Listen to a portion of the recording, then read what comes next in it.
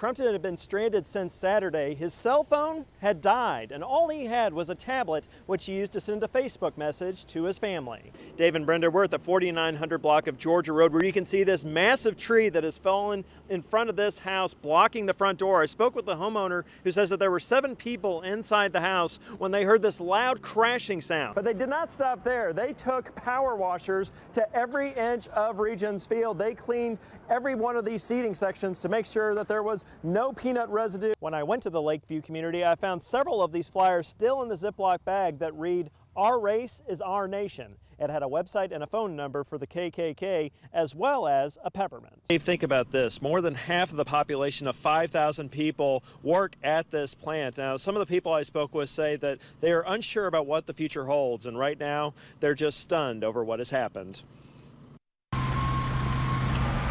Put a lot of people out of jobs. Santresa Holyfield worked at the Brent Industries plant since November. She was in her office this afternoon. I heard a big boom, and all of a sudden the lights went out, and they was like, "Stay right here." But I was looking like something going on. The owner was like, "Go outside, get out." And it was like this big blaze in the plant. Holyfield knew she wasn't the only one whose life had changed. And people have worked there for like 30 or more years, and what are they supposed to do now?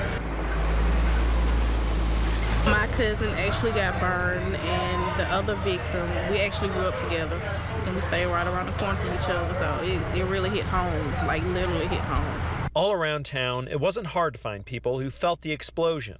Doris Jones was in her house when it took place. I just heard something, bam. The explosion shook her home. I looked out through there, I couldn't see nothing but smoke and fire. I caught up with Esther Good, whose apartment is right next to the plant. Walk out my back door. I used to work there. It took me 3 minutes to get over there. She and others were evacuated after the explosion. I'm saying I don't even know if we can go back home. Now she's staying with her cousin. I got somewhere to go, so I'm thankful for that. But as for Santresa Holyfield, I asked what's next for her. I have no idea. And I got 4 kids and without a job. It's really something that's an eyesore. This is not, Chelsea is not a slum area. Claudia Maselli works across Highway 280 from these bins and the rubbish piling up around them. She sees it every day. Our customers come in and want to know why this trash is building up. Look at the glass here, it's just so unsafe. Chelsea Mayor Earl Nevins says the issue was brought to his attention by concerned citizens. We believe in charity, but this is not Chelsea.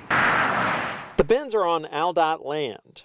Niven says he has been in contact with AlDOT to come and clean up the mess. We just hope that AlDOT will enforce keeping it clean or removing these boxes to another location. The donation bins belong to King's Home and the village charities. I spoke by phone with Jonathan Turman, executive director of the village. He told me he plans on having the bin removed because it is not serving its intended purpose. Claudia Maselli is on board with that idea. That would be perfect, and we would really welcome that. Kemp was playing in the water with her cousins when a 4-year-old boy reached for help. And all of a sudden I feel this tug on my shirt, and I turn around and I see this little boy, and I hear him choking, and something just clicked. Kemp says instinct kicked in. It was like mama mode activate kind of thing. She carried the 4-year-old boy out of the water and reunited him with his mother, who was nearby. When I was talking to her, she told me she saw this beginning to happen, but Madison got to him first, which was, she had her eyes on him. Madison Kemp has Asperger's syndrome. Her grandmother, Gail Kemp, says Madison loves animals and children. Madison has worked very hard to become a young adult, and despite all of her challenges, we taught her to care about other people, care about herself, but care about other people too. Kemp says the young boy, McKinley from Montgomery, came up to her as they were leaving the park that evening. He said, "Thank you for saving my life."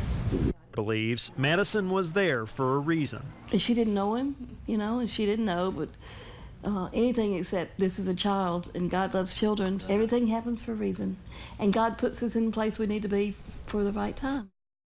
She says she wants to study cosmetology, but after this experience, she's considering working with children. In the studio, Edward Burch, ABC 33.